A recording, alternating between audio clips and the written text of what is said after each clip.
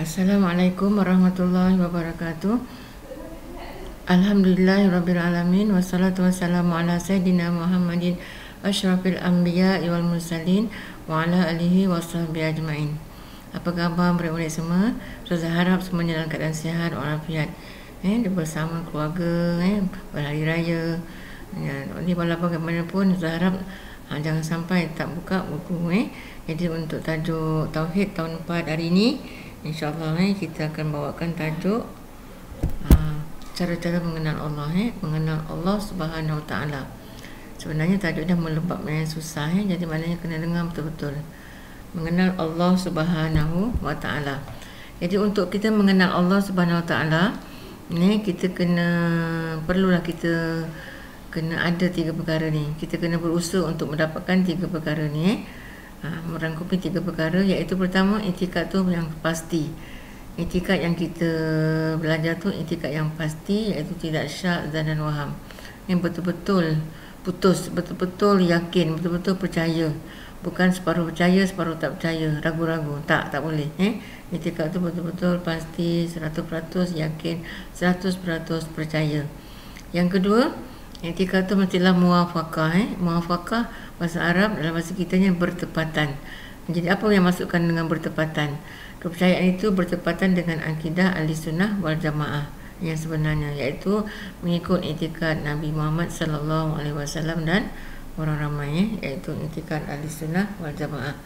Dan dia sealiran dengan imam yang diasaskan oleh Imam Al-Asy'ariyah dan juga Al-Maturidiyah. Boleh sebut Al-Asy'ariyah dan Al-Maturidiyah. Nampak tu. Dan yang ketiga, kena ada dalil. Jadi kalau kita belajar tak ada dalil, kita pakai ikut-ikut je, walaupun dalil tu ringkas, tak kisah. Yang penting ada dalil, ada bukti. Sama ada dalil nakli yang dipetik daripada Al-Quran ataupun hadis, ataupun dalil akli daripada logik akal kita. Nampak tu? Tak ada apa, tak ada masalah. Jadi kena ada 3 perkara. Saya ulang balik. Pertama, itikad tu pasti, putus betul-betul, 100% percaya. Yang kedua, muwafaqah, bertepatan dengan akidah Ahlussunnah wal Jamaah dan juga sealiran dengan Imam Al-Asy'ariyah dan Al-Maturidiyah. Yang ketiganya, perlu ada dalil, walaupun dalil tu ringkas.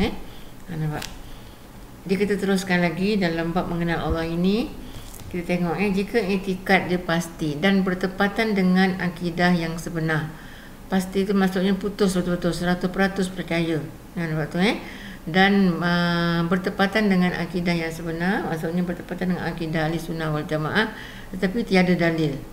Tak ada dalil, pakai ikut orang. Jadi orang yang diikut tu betul. Nampak tu, bertepatan. Tapi tak ada dalil. Jadi dinamakan taklid. Dinamakan apa? Taklid. Jika itikadnya tidak pasti, tak putus dan tak menepati pula dengan akidah sebenar.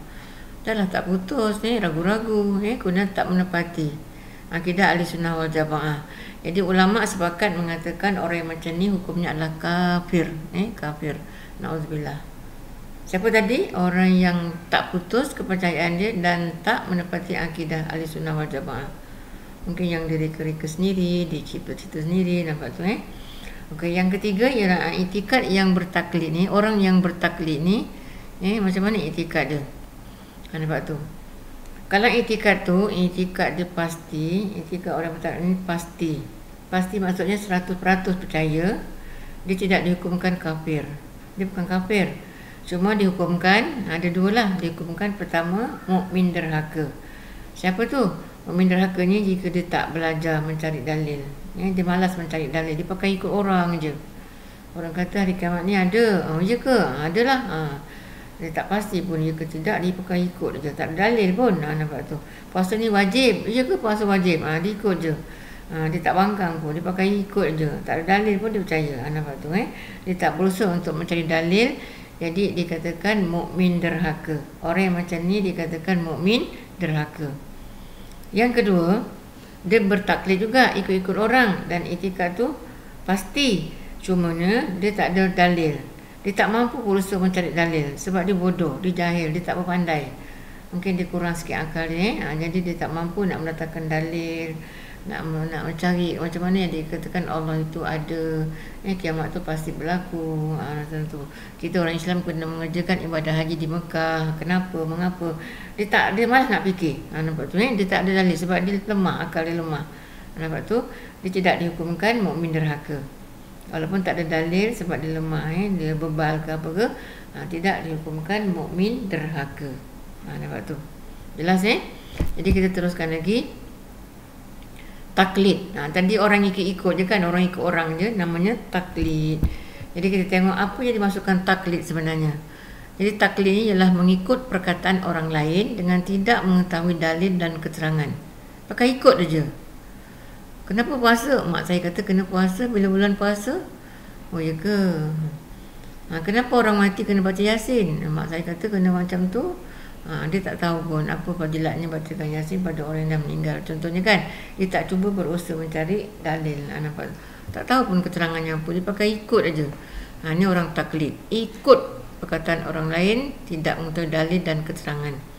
Jadi orang taklid ni, orang yang ikut ni ada dua jenis. Ada dua bahagian, ada dua jenis. Pertama taklid jazim. Taklid jazim. Jadi apa yang masukkan dalam taklid jazim? Keyakinan yang padu. Betul-betul pegang, betul-betul yakin. Ikut orang tapi betul-betul pegang apa yang orang tu cakap. Iaitu kepercayaan yang terlekat di mata hati dengan teguh dan tidak akan berubah. Walaupun orang yang diikut itu berubah. Nampak tu? Contoh, dia belajar dengan satu imam. Imam tu kata, puasa 6 ni hukumnya adalah sunat muakkad. Contoh begitu. Alali keluar kenyataan, puasa 6 ni bukan sunat muakkad pun, sunat je. Macam tu. Jadi imam tu dah berubah. Dia cakap puasa 6 ni sunat je, bukan sunat muakkad pun.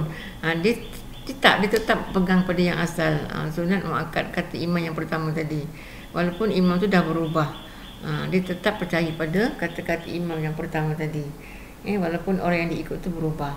Ini dikatakan taklid jazim. Nampak tu Jadi taklid seperti ini sah iman dia. Walaupun dia ikut orang jadi dia pegang teguh, jadi dikira sah iman dia.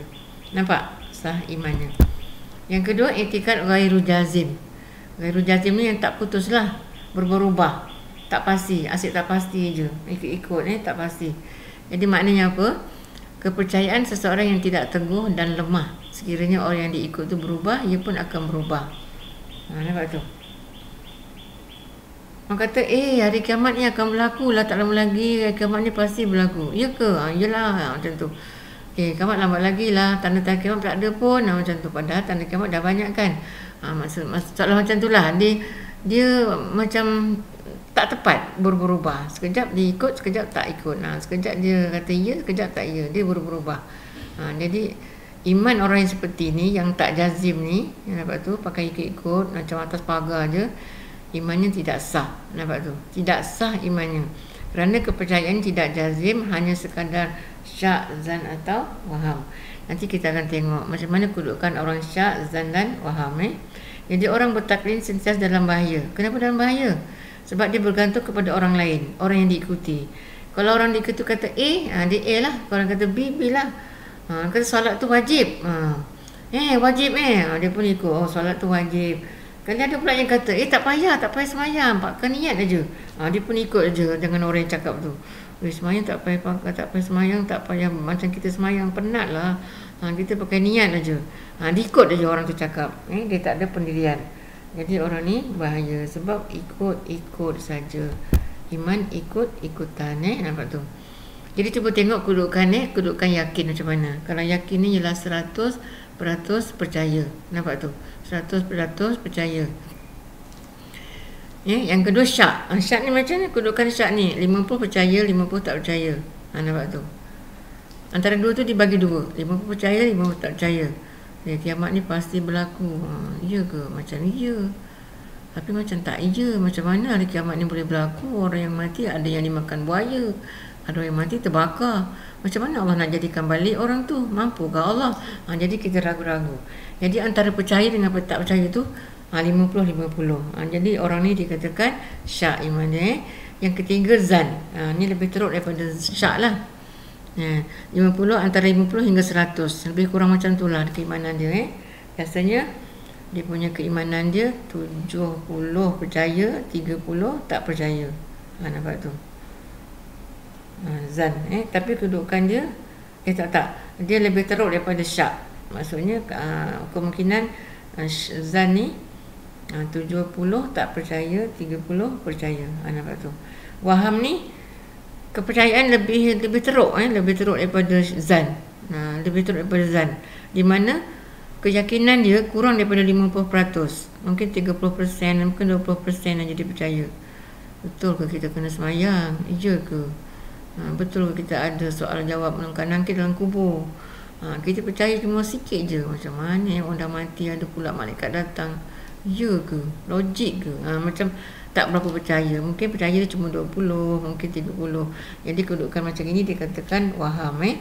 Jadi kita kena berusaha supaya mendapat keimanan yang yakin, iaitu 100% percaya. Teruskan lagi.